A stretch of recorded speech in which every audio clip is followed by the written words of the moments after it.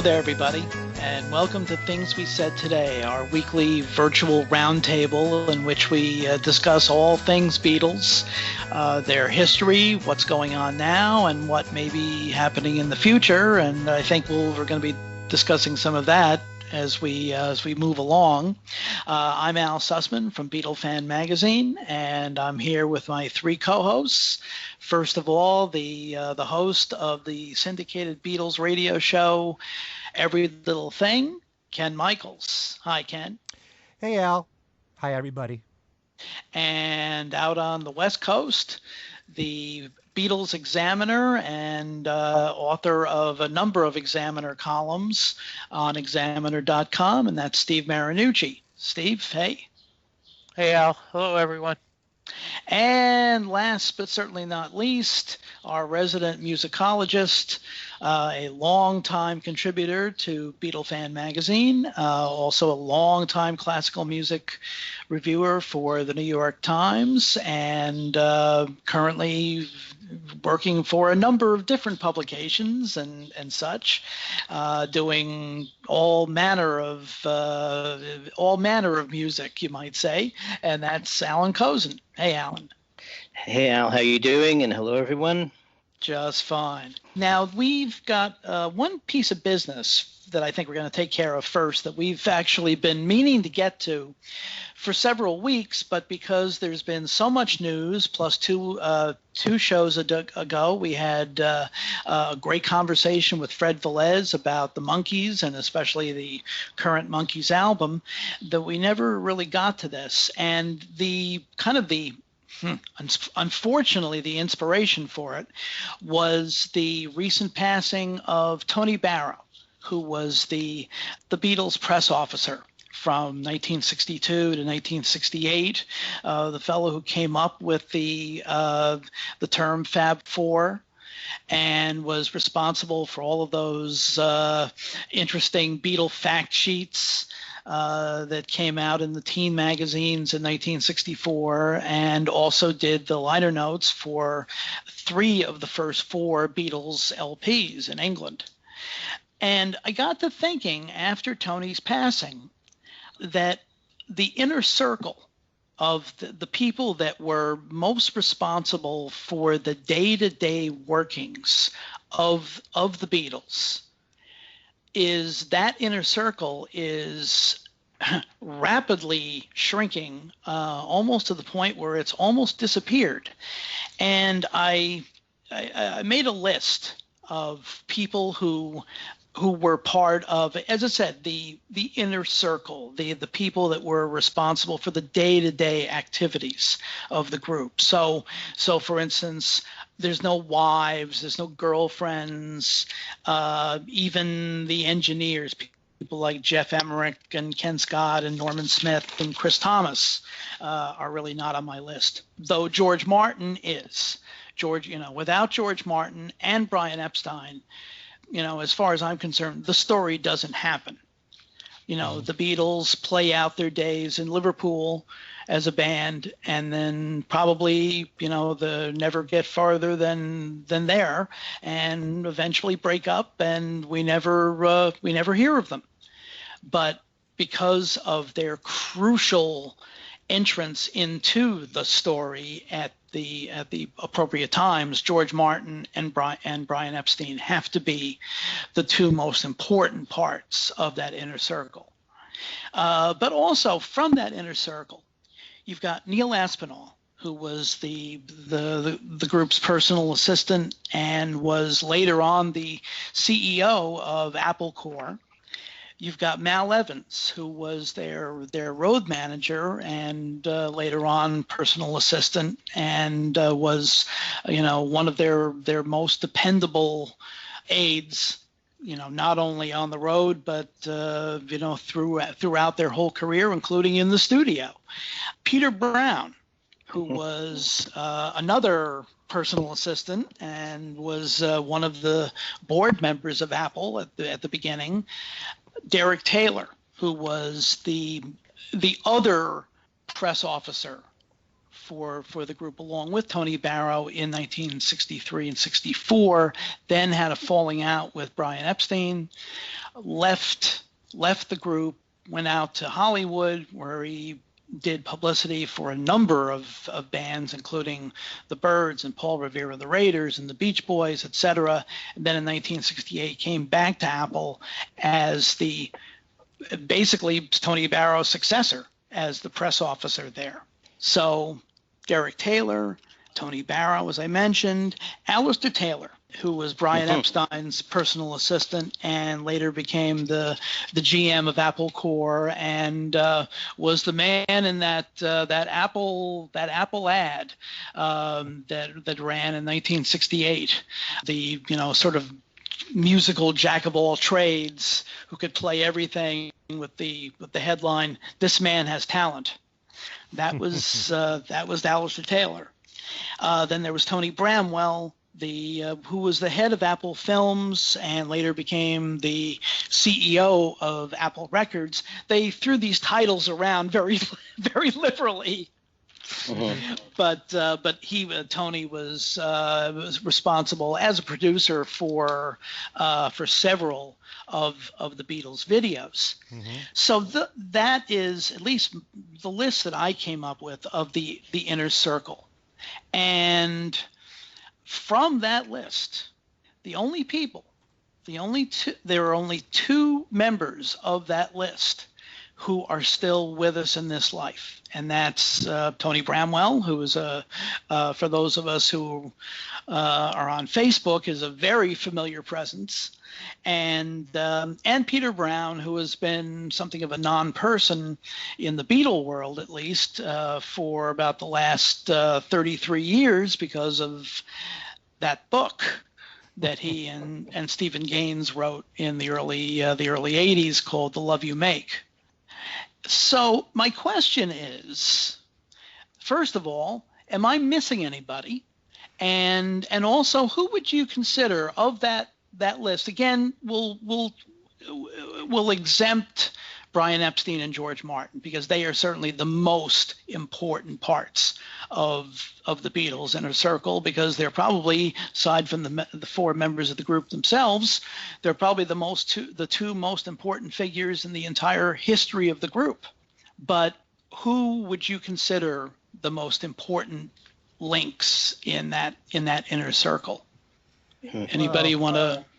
Ken, I think you were.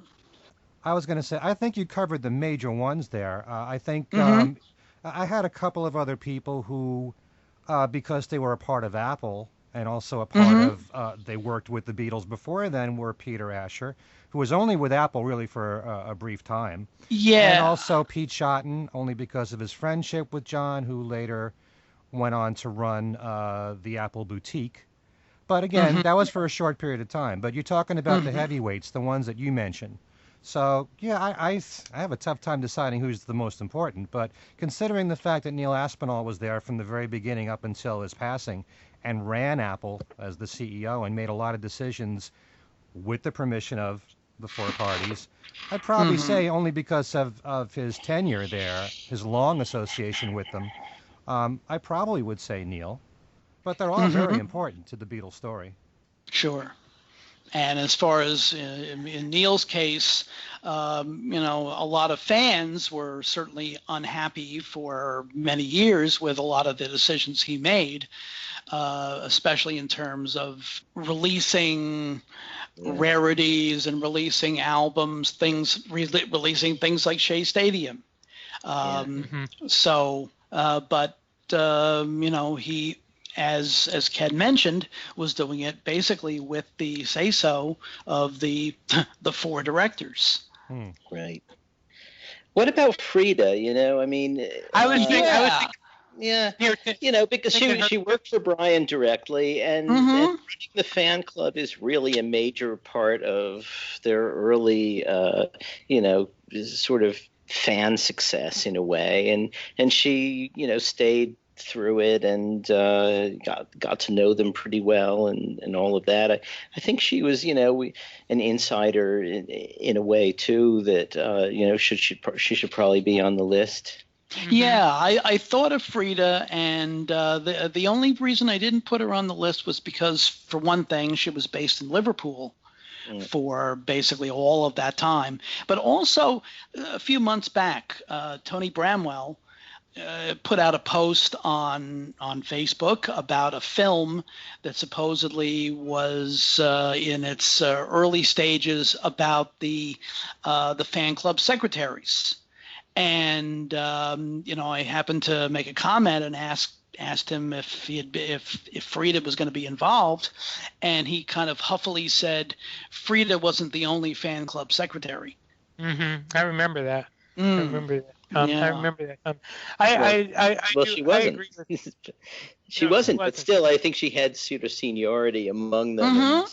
And, so. Well, I think more than the seniority. I mean, she, like you said, she got close to them. She remained. I think the loyalty factor. She remained very loyal. She didn't sell her store. She was. I mean, they had to persuade her to do the movie. She wasn't. That wasn't something that wasn't her idea. That was their idea, and she didn't want to do it. And so I think, I definitely agree that Frida should be there for that reason, for basically that reason. Under normal circumstances, no. But because of how close she got, because of the way she stayed loyal to them till, I think that's definitely a reason to mention her. Not only that, she was asked to remain working for the Beatles and to move to London. That's true. Which she turned down. So how many people would actually say no to that? Yeah. Very true. Yeah, Very true. Okay, so I think we can add Frida to the inner circle. And then there's one other person who was don't say Alex. No, not Magic Alex. But not long after the emergence of Magic Alex, there was another person who, shall we say, immersed himself into the inner circle, and that would be one Alan Klein. Yes. And we've actually, the reason why I bring this up is because Steve has mentioned on more than one occasion that he's gotten people asking about us talking about Alan Klein. And Alan Klein, not Klein, but Cozen. Before we get terribly confused, we've got Alan and Alan. So right, exactly. Had semi-volunteered to give us at least a little bit of information about good old Alan. Well, I don't know. I'm not really an expert on Alan Klein, but he was one of these guys who was definitely of his age in the record world, which is, a guy who represented artists, but also represented himself. And he got, before the Beatles, a lot of his artists, Sam Cooke and the Stones, what they considered at the time to be very good deals. But then because he, generally speaking, wrote in a certain amount of participation for himself in the good deals that he got them, which, was not unusual in the late 50s, early 60s in music management. A lot of them sort of, the Stones, for instance, kind of soured on it. I mean, and when the Stones soured on it was like right at the time.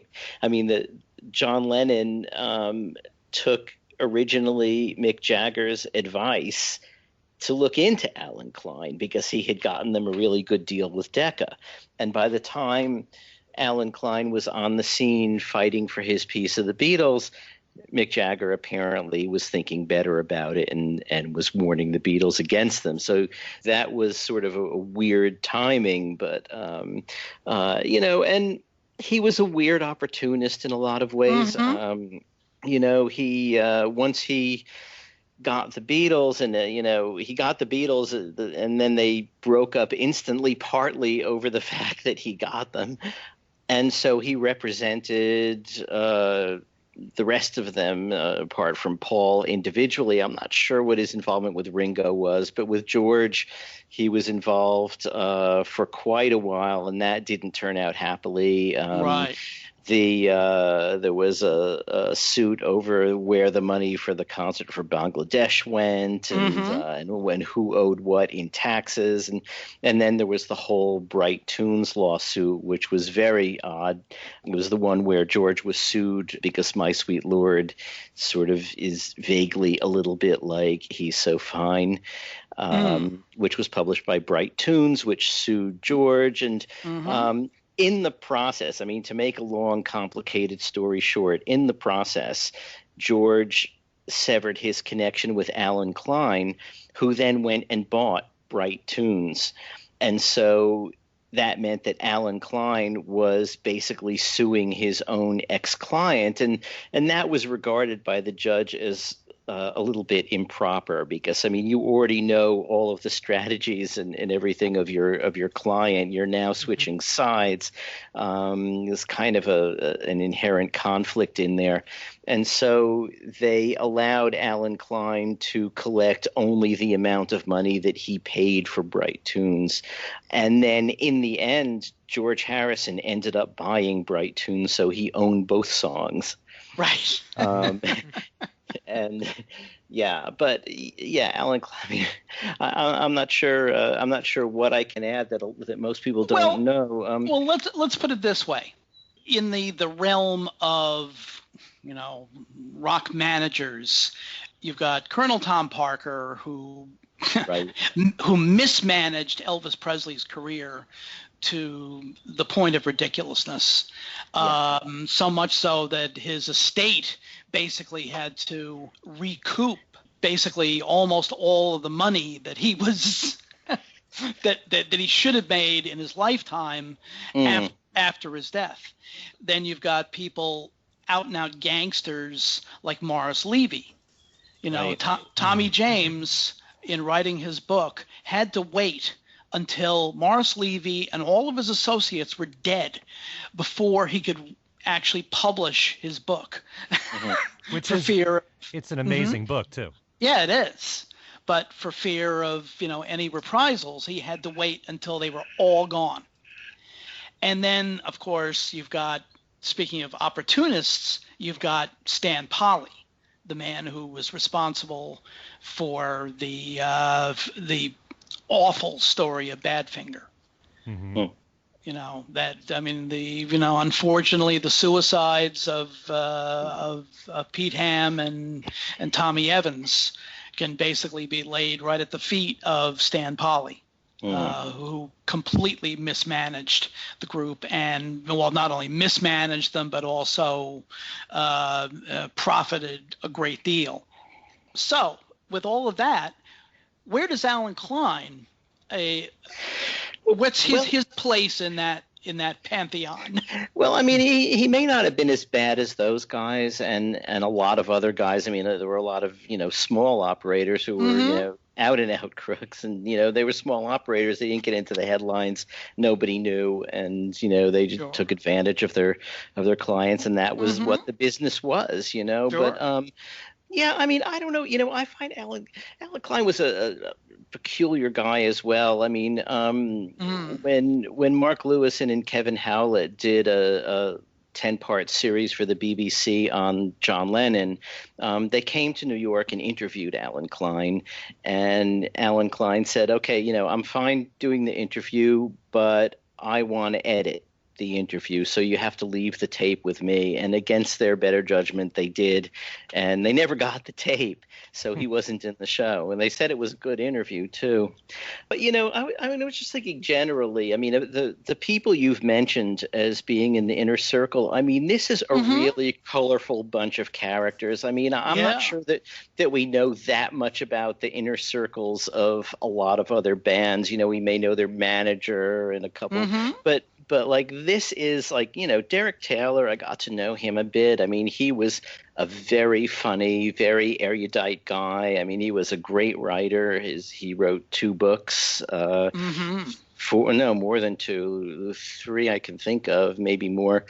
50 Years Adrift, 20 years ago today, and As Time Goes By. Time Goes by.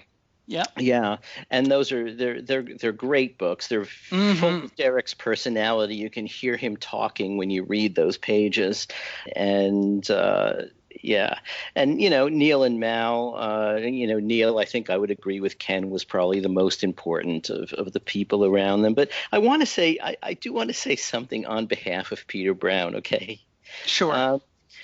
Peter Brown, at the beginning of Apple, Peter and Neil were sort of both running it, and Peter may have actually had more administrative responsibility because he had done that kind of thing before, and he, in a way, gets written out of the story, and partly maybe because of the book. But I've talked to Peter Brown, and also I know Mark Lewison has as well, has spent some time with him because Mark is interviewing everybody who knows anything, sure, firsthand. And it turns out that, that book, I think a lot of what you hate about that book is probably more to do with Stephen Gaines. Exactly. And because apparently, it was not the book that Peter Brown wanted it to be. And I think Mark asked him if, is there any possibility that you could revamp it? And it turns out Stephen Gaines has all of the interview tapes, and he and Peter Brown have fallen out, and so Peter can't get any of that stuff back. At the time, didn't Peter have any say in the final product? Well, he might have had some say, but it sounds to me like he didn't probably read it. And that may sound weird to you, but I can tell you George Martin didn't read his books either. And I can tell you why I know that. The last one he wrote, the one that was, what was it called? It was the one that Genesis published in 2004. In that book, for all of his books, he had a ghostwriter.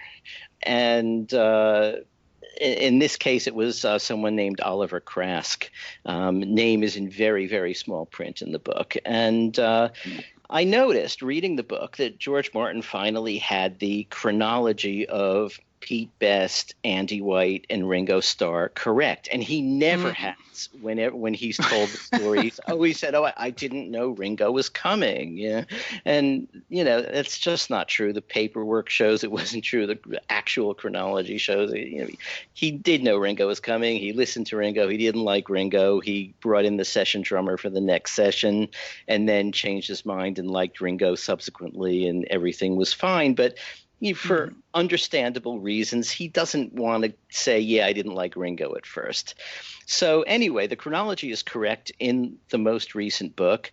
And I interviewed him about the book. And I said, by the way, I see you finally have the chronology correct about Ringo.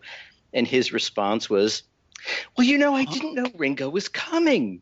First of all, Oliver Krask fixed it, and George must have not read the book, and there were other things in his other books, really big mistakes, musical mistakes, things like that I know George Martin would not have made. It has to be the work of his ghostwriter, and he has to have just not proofed it. I don't know. It sounds weird, but I'm suspecting that perhaps Peter didn't proof, The Love You Make thoroughly either. He may have trusted Stephen Gaines to do it because he was a professional writer, and thought it was okay, I mean, Richard Buskin tells a story of interviewing the two of them together and saying, why do you say that Utopian National Anthem wasn't very memorable when it's really just a silent track? It's kind of on there as a joke. And Peter said, that's not in the book. And Richard had the book with him, and he showed it to him, and he got upset, walked out. So, he didn't know that was in there. And so I don't know. I wish he could get his tapes back and redo the book, because it probably has a lot of information that we wouldn't otherwise have had. And I think we didn't get that. We got other stuff. We got sort of salacious stuff. And I'm also, yeah. Two things about that. First of all, Peter Brown appeared as a guest at Beatlefest about, it was very shortly after the book came out. Mm-hmm. And it was only at that point that people were beginning to realize what was in the book. And he basically looked like a deer in the headlights for much of that weekend, because he had to take all of these questions about all this salacious stuff that was in the book. And also, it's probably revealing that I think the next book that Stephen Gaines did after The Love You Make was a similarly sleazy, slimy examination of the Beach Boys, called Heroes and Villains. So it's very possible that the sleazy, slimy aspect to The Love You Make is probably more a product of Stephen Gaines than of Peter Brown. I think so. Sure. And I've gotten to know Peter Brown a little bit too, and he's a very nice guy and very interesting. He's got lots of stories, and he remembers an awful lot. I should also point out there is one other publicist that that had a short career with the Beatles that we skipped over, and that's Brian Somerville. Yeah, that's right. Yeah. Brian Somerville didn't really get on with them particularly much. He was sort of an ex-military type. And according to an interview John Lennon at one point allowed Tony Cox to film him and Yoko for 3 days in February 1970. And on these videotapes, there is I've seen. There's a very interesting section where they're driving into London, partly for John to watch the Some Other Guy film for the first time. He's never seen it before. He gets out of the car, and who does he run into on the street? But Brian Somerville, who he hasn't seen probably since 1964. Right. And they have a friendly chat, and and then they walk on, and then John tells Tony Cox, he didn't really get on with us very much. And at one point in Paris, George poured a glass of orange juice over his head. So, matter of fact, now, is Brian Somerville still alive? I don't really know. Yeah. He was in the story so briefly that I doubt he would have gotten a low bit. Right. And plus, I think he was, if I recall, somewhat middle-aged even then. Yeah. So if he was middle-aged, 52 years ago, if he's still around, he's elderly. Let's put it that way. Way up there. Yeah. Exactly. Mm-hmm. Exactly. But it's unfortunate that Peter Brown has gotten trashed by Beatle history and Beatle historians because of the slimy aspect of that book. Mm. So, maybe at some point, like you say, maybe he will get the tapes back and will be able to maybe redeem himself. Mm-hmm. And actually, he hasn't. He's become kind of a non-person in the Beatle world, but he certainly has not just faded away. No, he runs a PR firm in New York. He has offices on 57th Street. Mm-hmm. And the last time I saw him, he was representing a guy who was a longtime friend of his who happened to buy a trove of BBC tapes because of a licensing agreement that the BBC made with a company called, I think, Heartwood in the United States for American broadcasts of Top of the Pops.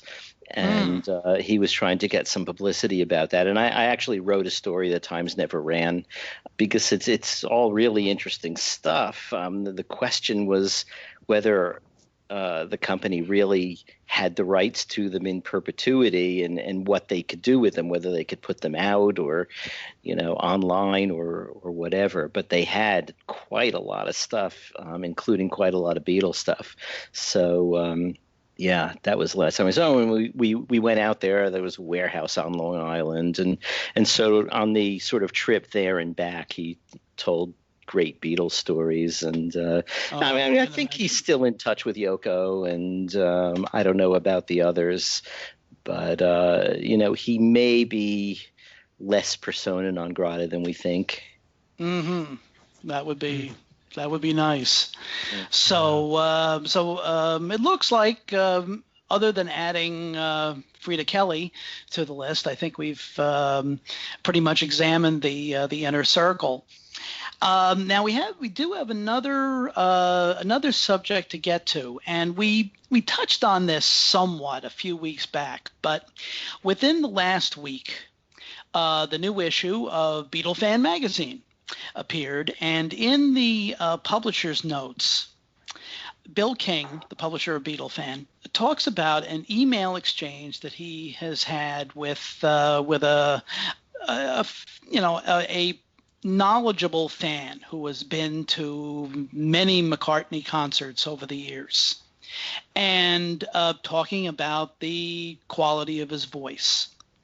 And Bill then took that exchange, which he talked about in the publisher's notes, and put them onto the Beatle Fan blog site, which is Beatlefan something new WordPress.com. But if you do a Google search and you go to Beatlefan something new, I'm sure it'll take you to it. And he runs the same exchange that he had with his friend. Also has some quotes from Rick Glover, who has seen something in the neighborhood, I guess by now, something in the neighborhood of 140 or so or more Paul McCartney concerts, and they discuss also his the voice quality, and then also some discussion with Bill's son, William Parry King, and then Bill solicited comments from readers.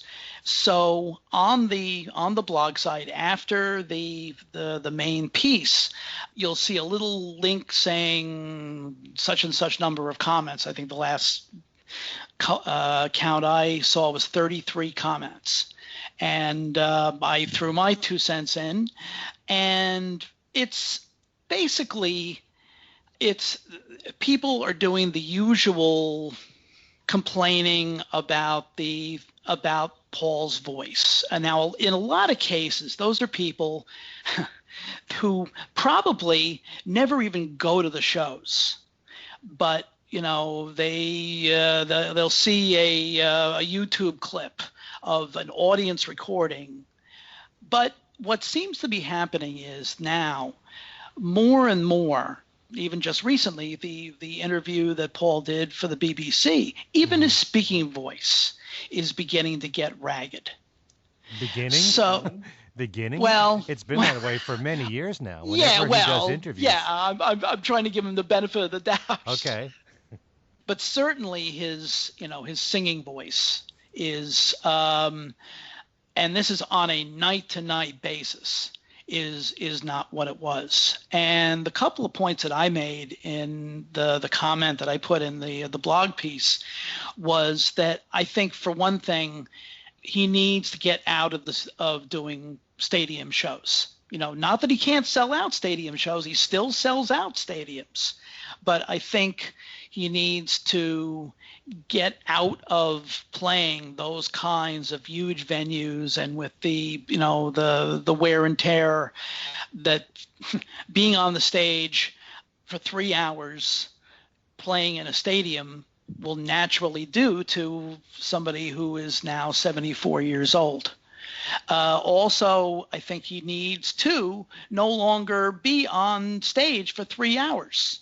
I think he should be able to cut back the amount of time of the shows, and also his amount of time, certainly his amount of time on stage. That's worked wonders for Ringo. Ringo has paced himself. That's one of the reasons why he likes this particular edition of the All-Star Band. It's because he feels confident that he's able to pace himself musically, and his voice is in, we talked a couple of weeks ago about the quality of Mickey Dolenz's voice, and Ringo's is probably, he's probably sounding as good as maybe he ever has, arguably. But it's not fair to compare Ringo to Paul in this case, because, no. Ringo only sings something like 10 songs in a show. Right, exactly. But that's what I mean. I don't mean that Paul should be doing 10 songs a night, but he simply cannot do 3 hours on stage anymore. And then, of course, there's always the arguments about what he should do with the set list, and nobody is going to be satisfied with that. But I think for people to basically be saying, and a number of people do in the comments to Bill's piece, they say that, well, it's time for him to just get off the stage. And if you're going to tell him to do that, he's going to do exactly the opposite. Because Paul has, despite my last name, I'm half Irish, and I'm a stubborn Irishman too. And I know that in a lot of times, if somebody tells me something that I should be doing that I don't think I should be doing, I'm not going to do it. I'm going to do the opposite. And, that's what that kind of thinking is what gave the world Heather Mills for 5 years. Despite the opposition that it seemed like all of Paul's family and friends had to her, he felt that, this was the woman that he wanted to be with. So whatever. Paul has even admitted this. Yeah, if sure. you tell him you can't do something, he's going to want to do it. Yeah, exactly. So, so he should not have to, be told that he should retire because, hey, for one thing, and Ken, you know this, that, Elvis Presley, even during, the physical deterioration of the mid 70s, was still selling out concerts. Sure. And indeed had sold out shows that had been booked before his death. And Frank Sinatra was still doing concerts and selling them out, into his late 70s. And even in the early 90s had 2 very big selling albums, bad as they are, because his voice was a shard of what it used to be, but those 2 duets albums were very big sellers. So the tack that Paul needs to sort of retire and get off the stage, I think is totally misguided. But so anyway, that's my tirade. Let's hear yours. Whose exactly? Ken? There's so many directions you could take this in. I really found the article interesting, but more importantly, the comments from fans I thought were even more interesting. But I think the issue that is raised is, does this damage his legacy? The fact that he's going out there and his voice is not what it used to be. But, we've talked about this many times here on the show. You could say, on the one hand, for his age, compared to other male singers and rock singers his age, his voice is probably better than most of them. But at the same time, you have to admit it ain't what it used to be. And my concern more than anything else is, by his going out and doing these long shows still, plus a sound check, is he damaging his vocal cords more than anything else? Because if he's doing that, then he's only going to get worse and worse, and that will even affect his own studio recordings. So I'm more concerned about his health and what he's doing to his voice, in the process of doing all these shows. It's really unfair to say to someone like him of that stature, it's time to quit performing. Because for one thing, I do believe that he goes out and does these concerts for a number of reasons. He does it because he still enjoys it. He loves the feedback. He loves seeing, the love poured out to him, as we've been pointing out so many times, he wants to soak it all in, that kind of thing. He loves that. He feeds off of that. And he also knows, and he gets messages all the time. You can look on his website. People all over the world begging him to perform somewhere. And so many people have never seen him live, or they haven't seen him live for a long time. As we've mentioned, Australia, where he hasn't performed in 1993. There's so many, places around the world that, people haven't seen him before, or he hasn't played ever, or hasn't played for a long time. And he cares about those fans enough to try to do something every single year. He doesn't overdo it. I haven't looked at how many dates he's done this year or he's scheduled to, but I think it's probably around 40, which is still quite a lot. That's exactly what it is. It's 40. Okay. So, I do think that he's doing this for the fans. He's not doing this for the money at all, no. despite what anyone might think, even if the prices are high at some concerts. He's doing this because he loves doing it. He's doing it for the fans. And also, most veteran artists who have been around this long aren't really selling new releases of their records too well. But the one thing that they do sell well are concerts. And it's the same thing with Ringo. Ringo doesn't sell his studio albums at all. They're all in small quantities. But he sure can sell out with the All-Stars. So they enjoy seeing continued success. It probably makes them feel like they're still relevant. And this is not to be an insult, but it feeds their ego a bit to feel like you're still wanted out there. So, the issue about the set list is a whole other topic altogether. Yeah, sure. Because nobody's going to be satisfied with that. I don't believe that just because he's his age that his voice has to be bad. You can take singing lessons or have a vocal coach. There's a lot of people as they get older that do that. I mean, I mentioned Barbra Streisand 1 or 2 shows ago. Billy J. Kramer. Billy J. Kramer told me not long ago he started getting a vocal coach, and his singing has been better. It's all what you do with your voice. I don't know what Paul does when he's not touring.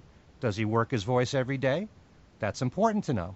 Because if he doesn't, and he's on stage 40 times a year and he doesn't do that much the rest of the year, which is hard to believe because he still does the studio work, but if he doesn't work it, that also affects his voice. So, my main concern overall really is he damaging his voice by doing this? Exactly. So. I totally agree. And in fact, I mentioned that that if he does shorten the shows and perhaps play smaller venues, one thing you should also do is eliminate things like Helter Skelter, because it's even though he's able to do a reasonably good job on them, they're throat killers. Yeah. I think he has damaged his voice, and I don't at this point vocal lessons are going to bring it back. I think it's the physical mechanism and the wear and tear and the age, and it is what it is. But I also I hear the same things everybody else hears, but this may be a first, but I'm about to agree with Ken. That's not possible. Yeah. Oh my God! Look, this is what the guy lives for. Okay, and if you're an artist who's devoted your life to doing your art, there's no substitute. There's no hanging back in the hammock and saying, yeah, I've done it. That's not the way his ego is structured, and again, like just before, I think Ken mentioned it, I don't think either of us are using ego in a negative way. I mean, it's just what his, but and I think that I don't know that playing shorter shows, I mean, I think his voice is going to sound the way it sounds no matter what he does. I think that he likes those big crowds. He likes screaming Helter Skelter. He takes pride in the fact that he can still do it. And it may make sense. And if we were advisors, it may make sense for us to advise that he sing, And I Love Her for the rest of the time instead of Helter Skelter and in a small room. But I just don't think that's what he wants to do. And if he's going to change what he's doing, he's going to have to come to it himself, because as we all agree, if you tell him to do it, he won't. But Right. But it also has to be his decision, because that's part of an artist's life, is you get to a point and you decide to change something, and it's your change you're making. You're not doing it because of an external thing. My advice, if you I want to hear it. Yeah, what's your 2 cents? Yeah. I think he should totally recreate himself as one of those sort of old blues guys who has that kind of raspy voice, and just do, the early Rolling Stones repertoire. Sleepy Lemon McCartney or something. Right. Mm-hmm. But obviously just kidding, but I pretty much agree. I mean, the 2 main points in the article that stuck out like a sore thumb were that, number one, he's having a good time, and you can see it when you see him, and all the self-deprecating humor, and the drink it in, and the plugging the ears after Live and Let Die. Mm-hmm. He's having a ball. There's no question about it. And the other point that caught my attention was the fact that he probably has only a few years left to continue to do this. He's not going to be able to. He probably knows better than anybody else, how long he can do this. And he's got Nancy. Nancy, I'm sure, will be there, giving him advice too. And he knows better than anybody else how long he can do this, and he'll figure it out. He'll figure it out eventually. I do agree with disagree with one thing that Ken said, that he's not doing it for the money. I'm sorry, Ken. That is not true. Yeah, that is not true. He is making tons and tons and tons and tons of money. There's no way it is not for the money. He's not doing it. If it was not for the money, the prices would be a lot cheaper. No, because the prices at his concerts are, not outrageously above those at, say, I don't know, a Billy Joel concert, or other, as they call them, heritage artists. Mm-hmm. Other classic rock artists. They're all pretty much the same. The payroll must be huge, given the amount of I agree. The payroll must be huge, and that, right, I'm sure figures into it. But when you have all sorts of things like the VIP things and all that, there's no. I'm sorry. I'm gonna stick my head out here and say there is some profit involved. There is. Oh yeah, but I'm sure. I don't think profit. Considering, the man is very, very wealthy. Mm-hmm. And I don't think profit is really a factor in whether he stays on the road or not. But let's not make this make it sound like a charity thing. It's not. Oh no. It's not. Oh no, absolutely not. Absolutely not. But there's no way you're going to tell me that money is a motivating factor here when he's as wealthy as he is. He can spend the rest of his life just coasting, living on a yacht if he wants to. He could do whatever he wants to the rest of his life. He doesn't have to be doing this. His time is precious. Every single day he spends is precious. For him to share a night with us is something that we should be grateful for. He doesn't have to be doing this. No, I agree with that. But when you have tours as long, these tours have been very long. This one is 40 shows. Assuming he does not book any more shows before the end of the year, this one is 40 shows. For him at his age, that is a lot. And I really, I will not sit here and make him sound like a saint as far as how long these tours are. I mean, Dylan does more concerts than that a year. I agree. I agree, and I would make the argument even more for Dylan. Sure. And he's old, and he's even older than Paul. Mm-hmm. Mm-hmm. No, and I agree. That's. I mean, it's an even better argument for Dylan. I don't know what kind of health Dylan is. I have not seen Dylan in many years. I only saw him one time, and that was decades ago when he played the Bridge concert. That was the only time I've seen him. I'm going to see him in a couple of weeks. I'll let you know. Yeah, I would like. And to the tickets, by the way, were about $60. So. Oh, okay. Now there you go, right there. Although you can find bargains from McCartney shows if you look. There Every are venue bargains. is different what they charge too. Yeah. Right. Right. Especially, well, you can go through. I've seen the prices on third-party lists get pretty low. They're not all up in the in the high range. But I'm just saying that given the prices that and the packages and everything, it's just and also the another issue too, and we've discussed this before, is his piecemeal booking of the shows, so that you don't know if he's going to play a town near you. That doesn't work either. That's something that should not be continued. Is something that should change. But in other words, he should announce an entire tour in advance and not announce 2 shows here, 2 shows there, that kind of thing, right?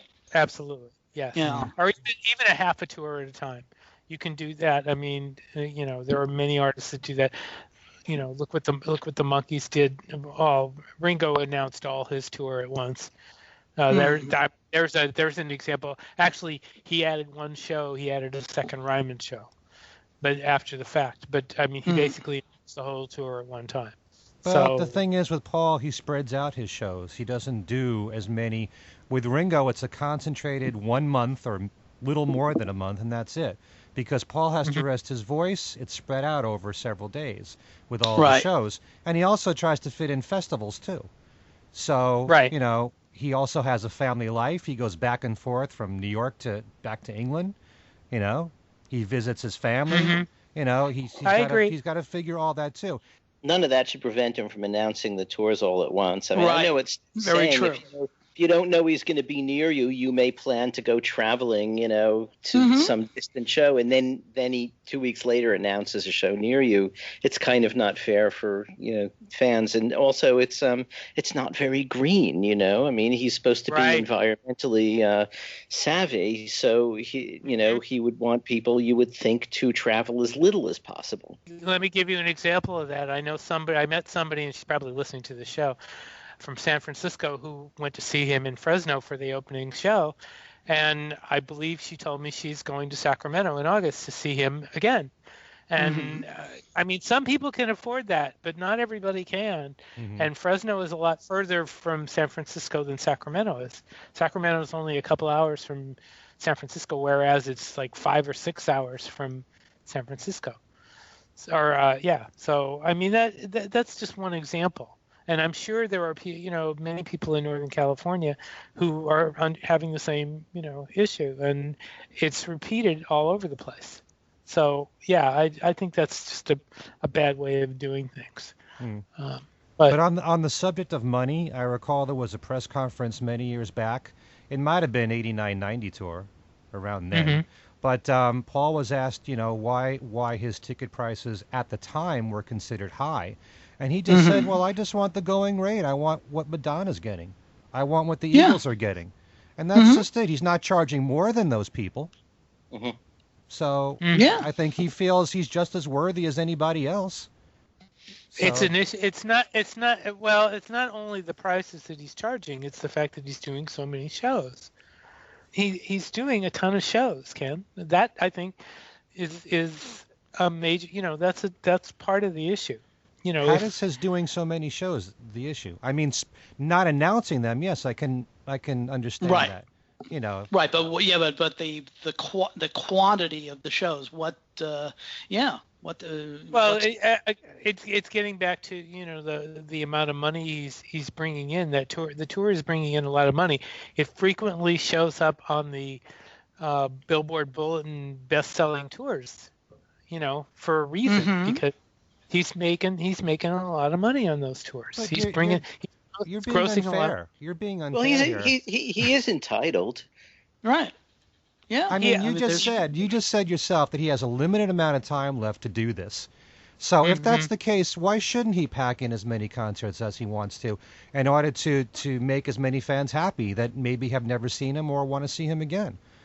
On the one hand, you're saying that, he's only got a few more years left of doing this, so why shouldn't he do as many shows as he wants? I'm thinking that, I mean, if he's, to be concerned about his health, basically, because, I mean, he's really, despite the fact these shows are, apart, there's still a lot of them.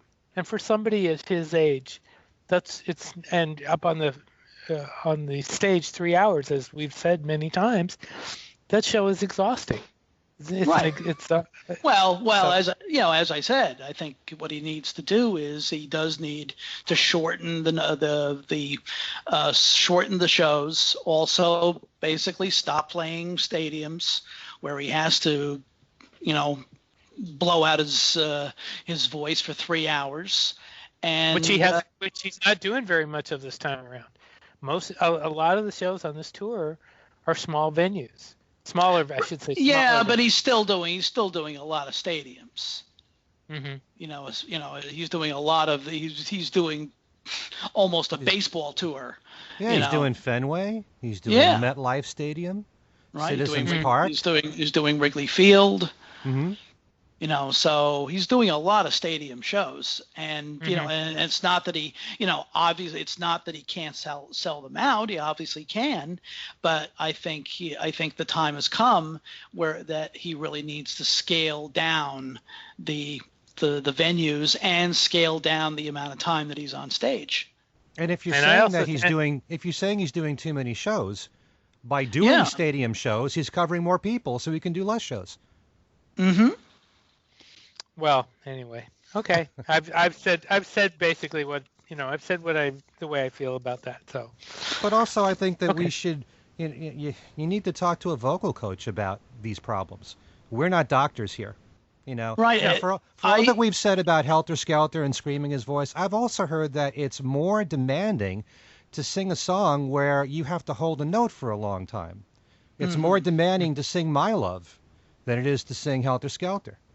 The song that really shows up is maybe I'm amazed. Yeah. Right. That's exactly what I was going to say. And probably what he should do is do what Ringo has done and sing in a lower key. Mm-hmm. Mm-hmm. But that's because that's always been kind of a selling point of his shows, is that people saying, well, he's great, he sings in the same key that he sang in when he was a Beatle, but that was 50 some years ago. And it's really beginning to show. I don't think anybody would hold it against him to take it down. Absolutely not. It's kind of silly to insist on original keys, but Yeah.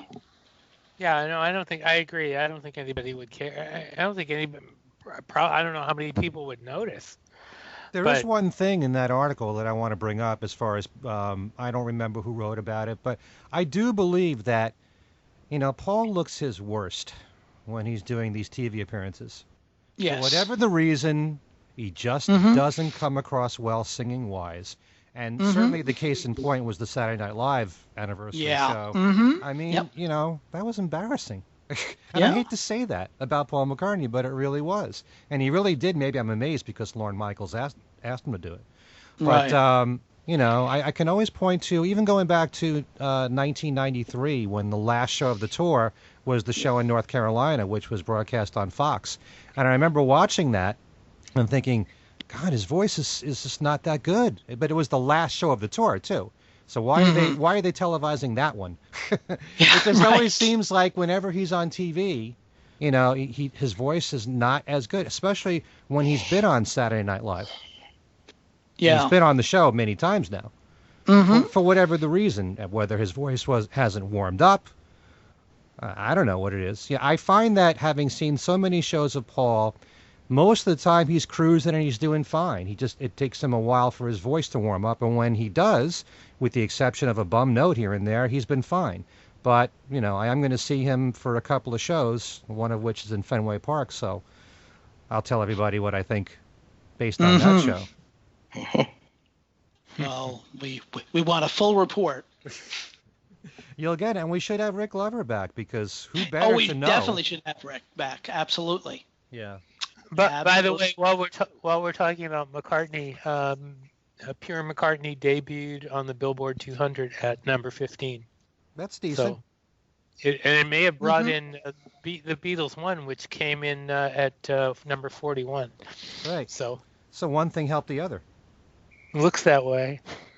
It can always work that way, It's weird how one always seems to suddenly resuscitate itself on the charts when there's a new release by one of the individual Beatles. Mm-hmm. It's an amazing phenomenon. Well, not to hammer this into the ground here. Yes. But the reason why I've said that Pure McCartney is an important release is because compilations and greatest hits are the titles in a catalog that tend to do really well and the ones that resurface on the charts.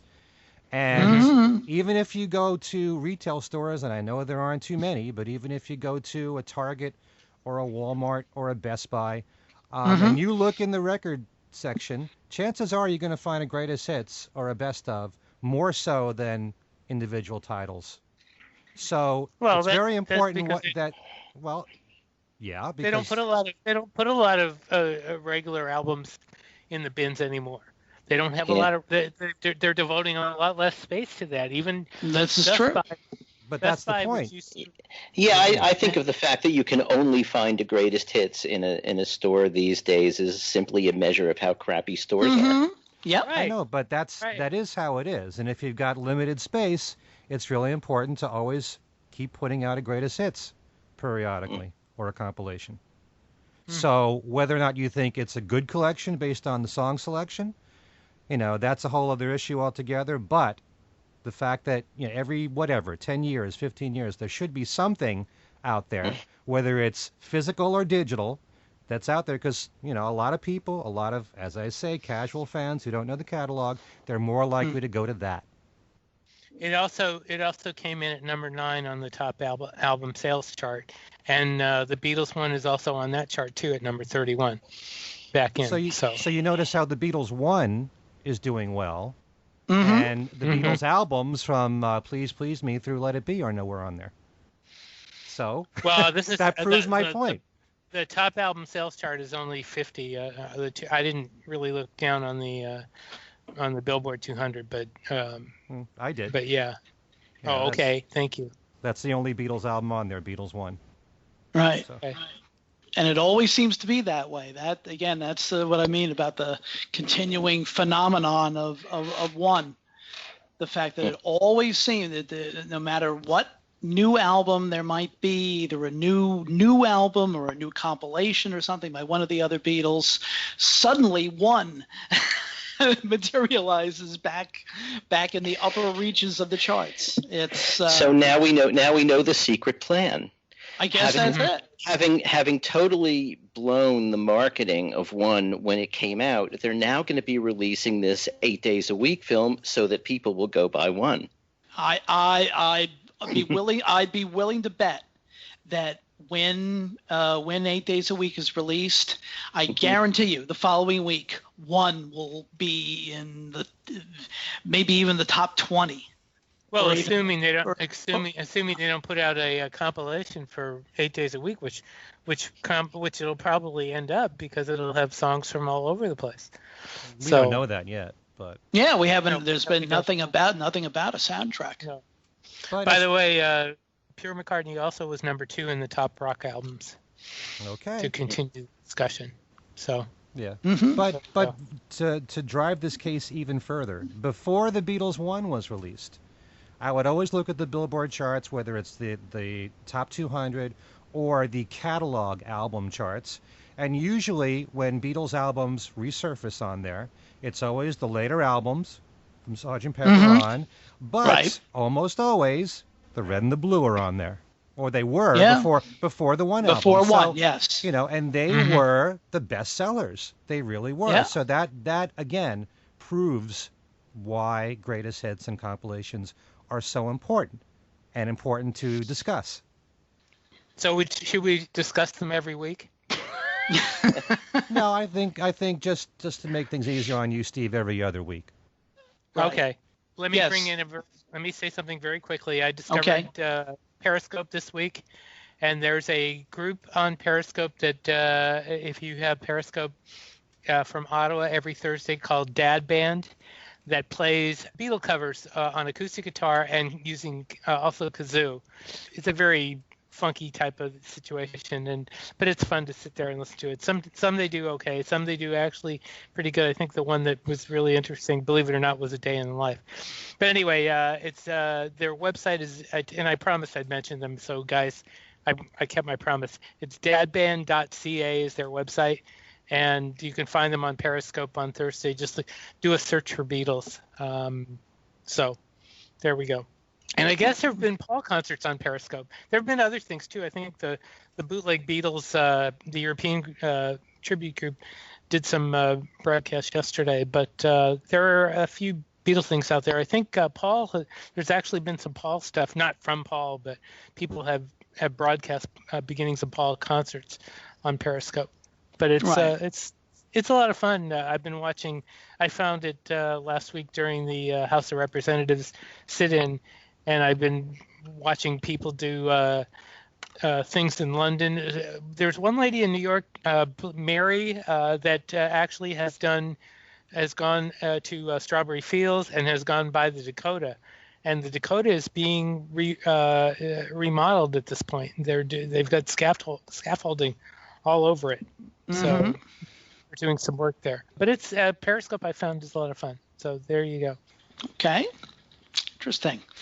Well, this has been our usual spirited discussion, but it's time to wrap things up. So first of all, let me find out from Ken what he's what kind of prizes and all he has going on his website. What do I have in my grab bag this time? Yes, exactly. Actually, it's funny you mentioned that because I got two important things to announce. First of all, on my weekly Beatles trivia on my website, kenmichaelsradio.com, I not only have the new Pure McCartney to give away, but the brand new CD from Claypool, Lennon, Delirium. This is a new act from Les Claypool of Primus and Sean Lennon, and the new CD is called Monolith of Phobos. So you can win that on my weekly Beatles trivia. And also I have another special contest, which debuts on July 2nd, and some people will be hearing the show for the first time on July 2nd, where I'm giving out a triple shot of McCartney CDs. And that includes Pure McCartney and the special editions for Tug of War and Pipes of Peace. You can win all three, all in one shot. So all you got to do is go to my website. On the home page, it will lead you to my special contest page, and just go to kenmichaelsradio.com. Also, you can email me at everylittlething@att.net. And Steve, how do people get in touch with us? They can get in touch with us at Things We Said Today Radio Show at gmail.com. We have a Facebook page there's actually two Facebook pages. One is with the Fab 4 radio station, and the other is our own group page, Things We Said Today. Come on in and we'll discuss the show and let us know what you think. And you can, and we're also on Twitter at Things We Said Fab. But by all means, send us your thoughts and yell at us for talking about, saying whatever we said about McCartney, anything you want to talk about, or ideas for a discussion, which is where we got the Alan Klein discussion today. Anytime we're open to ideas, we would love to hear from you. So there we go. And Alan, anything to promote? Or no, not particularly, but you can get in touch with me either at Alan Cozen or Alan Cozen Remixed on Facebook, or just through the group email, which I read pretty much every day, and respond to them if I can. Okay.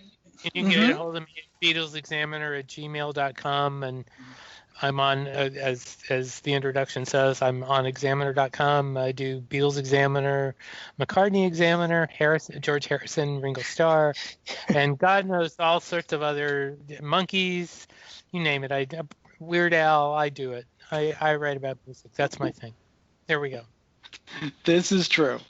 This is true. And for me, you can contact me on Facebook at Al Sussman, on Twitter at ASUSS49, or through Beatle Fan Magazine, www.beatlefan.com. And again, I would recommend that you go to Beatle Fan's Something New blog to read Bill King's piece and the various comments about Paul McCartney and his voice and his future in concert.